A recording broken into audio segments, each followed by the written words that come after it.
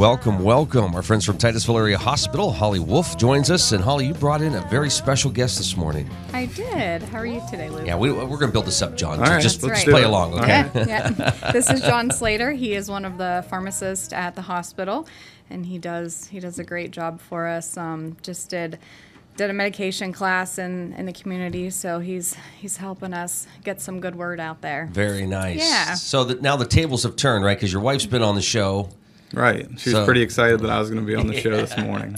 All right. Well, Holly, we're entering the holiday season. Well, actually, we really, honestly, since what? Yeah. Halloween, right? I know. Stuff's in the store. Halloween. I mean, yeah. It's not even over. And non-stop, right? The candy, and then, into the Thanksgiving and all the food there. Yeah. And then you're pretty much eating leftovers till now. And right? so here we are, round 3. That's true. Is that a dangerous time for folks to be exposed to all this food and It is. candy? They say, reports say that you gain a few pounds. Everybody gains a few pounds during this season because it's nonstop eating. Like you said, there's, get-togethers, work parties and family parties, and it's just a nonstop of food. So. Well, and before we really get into it, John, tell us a little bit more about what your job is. So I spend most of my time actually in the pharmacy at the hospital, making sure that our technicians are, mixing medications appropriately, dispensing meds appropriately. Whenever possible, I like to get out on the floor and interact with the nursing staff and the patients, and just enjoy the community aspect of working in a smaller hospital. Yeah. What stage in your life did you say, boy, this is something I'd like to do? Well, my mom's been a long-time technician at the hospital, so she kind of got my foot in the door up there, and I shadowed a couple of the pharmacists up there, and really enjoyed it. Really enjoyed the science classes in high school, and so it was an easy transition. Yeah, and as you say, you like people, so this is a great fit. All works out. Yeah. All right, so when it comes to the healthy holiday eating tips, Holly, what do you suggest?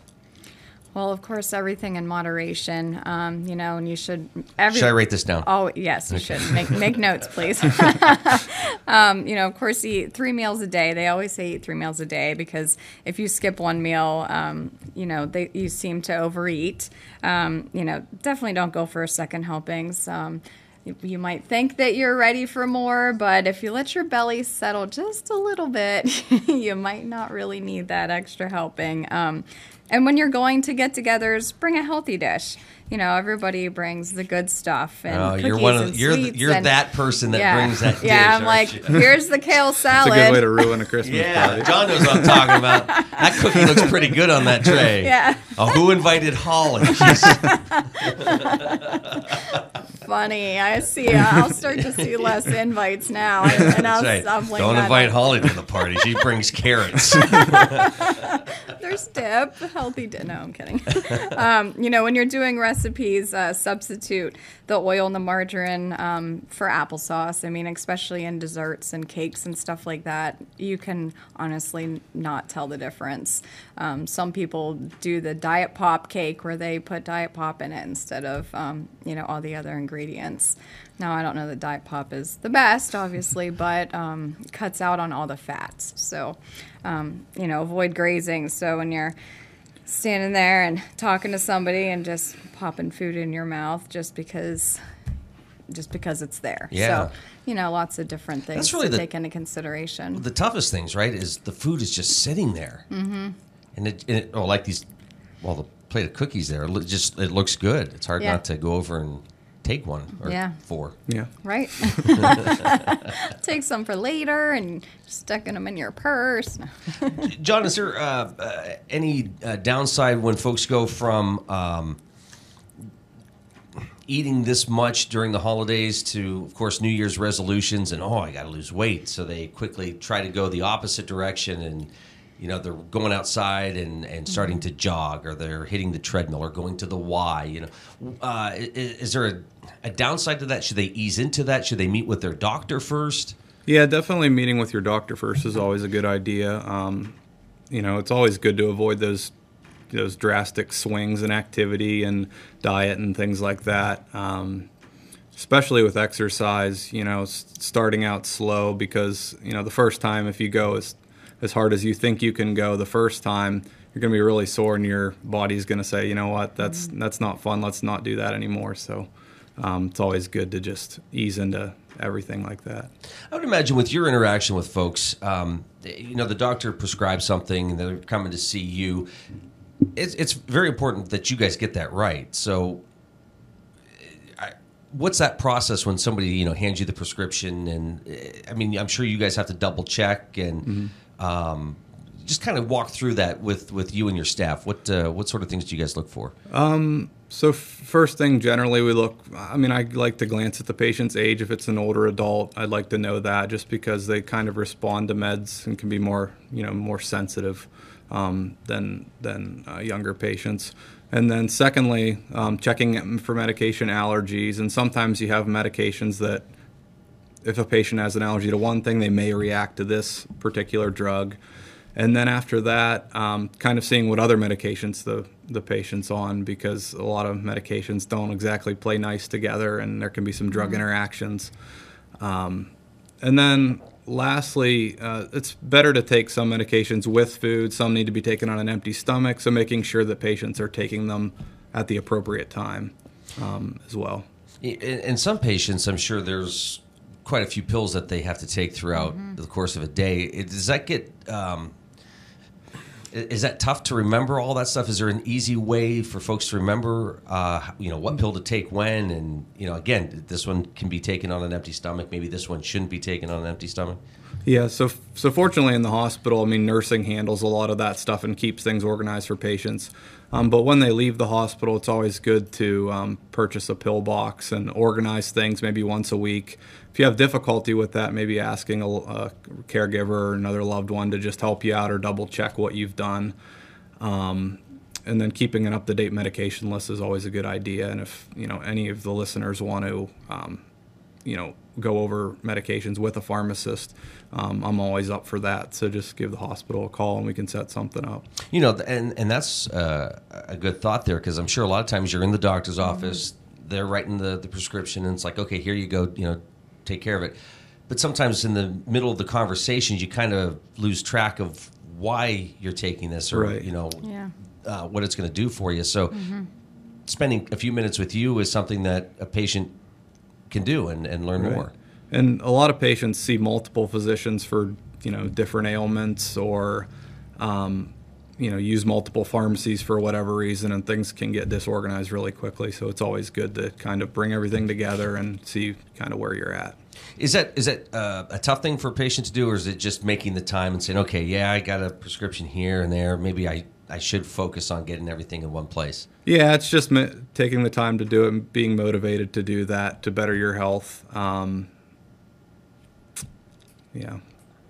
Holly, this time of year, of course, while it is festive, it can also be depressing for some who might be alone for the holidays. Any sort of recommendation for folks who might be feeling the Christmas blues? Yeah, obviously it happens. Some people might already be on some type of medication or something like that. And if they are feeling a little bit more depressed, then they should definitely meet with their doctor and talk to them about that. And wintertime is always, a little bit sad and gloomy because it's dark out at 5 o'clock, and so and vitamin D really does play a big part into those types of things, and maybe John can talk a little bit more about that. But so maybe they just need some extra vitamin D. But a lot of times, people do get sad, and it's about trying to be around other people. So, I know that our volunteers at the hospital, the auxiliary, that's why they're there. They want to be around other people and, interact, because, they're older and they don't have jobs to go to, and, they might just sit around the house all day otherwise. And so it gives them kind of a reason to get out there and interact with people, and they love it. So we have close to 50 active volunteers, and we have a total of almost 100 that are not active. They're just supportive. So we do have a lot of volunteers at the hospital. We'd always love to have more volunteers. So if anybody's, sitting at home and think like, kind of gloomy and want to get out and do something, reach out, because we'd be happy to have them at the hospital, and giving back to the community by volunteering is very rewarding. We have one person saying that they'd rather be home alone than have Holly over if she's going to bring cauliflower. So, well, John, going back to what Holly was saying, when it comes to some of those supplements, is it safe to take those if somebody's taking a lot of other medications, or what advice do you have there? I would say always meet with your doctor and discuss anything you're gonna take, vitamin supplements, because they do, there is that risk of interacting with medications, and unfortunately, a lot of the herbal supplements, they're not regulated by the FDA, so there can be some, impurities, or they've done studies that show that what they say is in the supplement may actually not be in there, or may not be that particular quantity in there. And there's been a lot of those types of stories that come out that, if you go to a certain place and you get vitamin E or vitamin D, it might not help you at all. Right. So, again, is that something where they should talk to their doctor to find out what supplements, are effective, or... Yeah, I would definitely get your doctor's opinion. There is an organization called USP that does sort of standardize the purity in some supplements. Some companies will pay for them to come and put their mark on it as being pure. So looking for some of those higher quality supplements is probably a good idea if you're going to go that route. Folks going to be off for the holidays. A lot of folks will be off for the holidays. Is it important to get out, take a walk, just kind of move around instead of just, sitting on the couch or sleeping for hours and hours and hours? How important is exercising during this time? It really, it's very important. It helps boost your metabolism. They say just 10 minutes of bursts of energy, getting up and moving can help, kick your metabolism into gear, and it makes you more alert. I know sometimes at my desk I'm sitting there, and of course I wear an Apple Watch, so it'll ding. You need to get up. So I go upstairs to get my mail, or whatever. I might have some things on my desk that I need to take up to just to a different department or whatever, and it kind of like, oh yeah, I have been sitting here that long. So it's definitely good to get up and be active, and even if it's take advantage of these nice days and go out. And I know it's hard for some people when it's snowing and things like that. They certainly don't want to take the risk of slipping and falling on going outside, but there's definitely other alternatives. You're watching the Morning Drill on Stream Television in Armstrong and listening to it on the Allegheny News Talk Sports Network. Catching up with the Titusville Area Hospital. Holly, looking back at 2018, what are some of the standout moments? Well, getting the PT up and going, getting the final approval at the PT office was definitely a huge relief for us. It took a long time, but they're doing a great job down there. We're really happy to have them on board, and just the things that they can offer that we couldn't at the hospital. Just the great location. They have the pool there, and so that was definitely a great moment for us. Our Royal Health clinics, we finally got those approved. So the clinics within the hospital are now Royal Health clinics. So it's just a designation really, but it helps with reimbursement and things like that, and it's based on the fact that we're in a rural area, so that will help tremendously. So we've had some really good things happening this year, and the fact that we're able to move forward with the ER project, and the golf outing was a success. Yeah, congrats the golf on that. outing. And we got I was just actually notified that we received a grant for patient care, so a $50,000 grant to help go towards patient care. Wow. So that's great. So for people that are unable to pay or maybe don't have insurance or something like that, we now have some funding for that for this coming year. So there's been a lot of really positive things going on. John, for you, looking back at this past year, I'm sure it's been pretty exciting just to see all these changes and just that excitement and enthusiasm. Yeah, it's pretty cool to see such a small town hospital be able to offer all these services. I've worked at a couple bigger hospitals, so far in my career, and it's nice to be able to offer some of those things to our community that they don't have to travel to Pittsburgh or Erie to do. And I'm sure that personal touch, when you can call out somebody by name, or when you were saying, just going around and visiting with folks. I mean, that's special. That's that added touch that you don't find in a lot of other places. Yeah, definitely. It's nice to be able to do that. It's nice to be in such a close relationship, with nursing and other departments, and just, like you said, just being able to call somebody by name and ask them how they're doing, or know what's going on with their family or something like that. Holly, another success may be Dr. Dvorkin. That's what I was just going to tell you. We talk about a guy who just kind of is embracing the environment. Yep. Yeah, he's doing great, and honestly, that's probably our number one success is bringing orthopedics back this year, and he's doing a great job. He's ramping up, doing surgeries, and he's really busy in the clinic, and all with a smile on his face. He's loving it, and we're happy to have him, and such positive feedback from the patients and the other physicians at the hospital, just saying like, wow, we really got somebody special there. So yeah, the only thing we sort of question now is because the Ravens are doing better.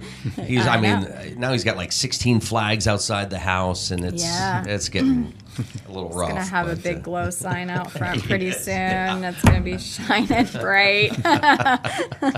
See it from the airplanes up above.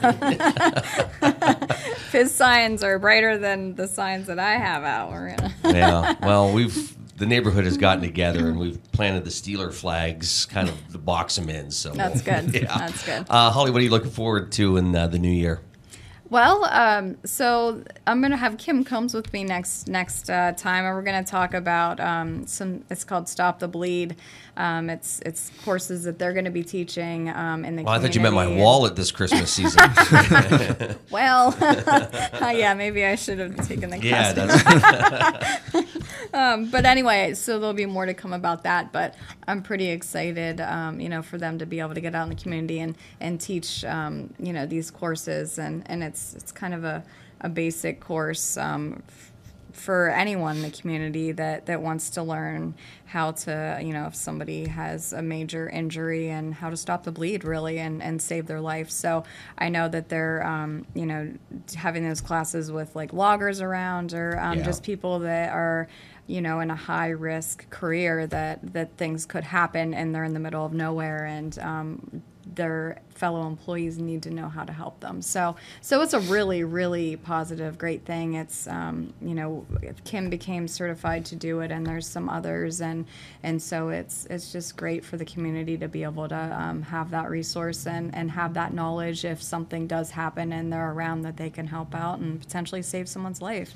And I think that applies more than to like a work area. I mean, if you're driving and you see an accident, you come upon an accident, or maybe something happens with your kids at a sporting event or something, just to have that knowledge is incredible. So she'll be on next month with me, and we'll talk some more about that, and be able to give you some class dates and things like that. So very cool. Yeah. And of course, when the ER is finally wrapped up this year, that'll be very exciting for me. So that's something that I have to look forward to as well. When would you like to see that completed? Well, we're hoping that it's going to start around the beginning of May, and it's probably going to be a 5 to 6 month project. We're going to have to work around their work, so we don't really we're not going to be able to move patients or move the ER somewhere else within the hospital. So it might be a little bit challenging, but we'll certainly be able to get it done, and it'll be well worth it. So next year at this time, it'll be like, yep, we did it. Hopefully. So and then another golf outing coming up? Yeah, we'll have it the end of May. The last Wednesday in May, we'll have our golf outing, and it's funny to think about that in the middle of December, but it'll be here before we know it, because that's just time flies. John, for you, what excites you about the new year?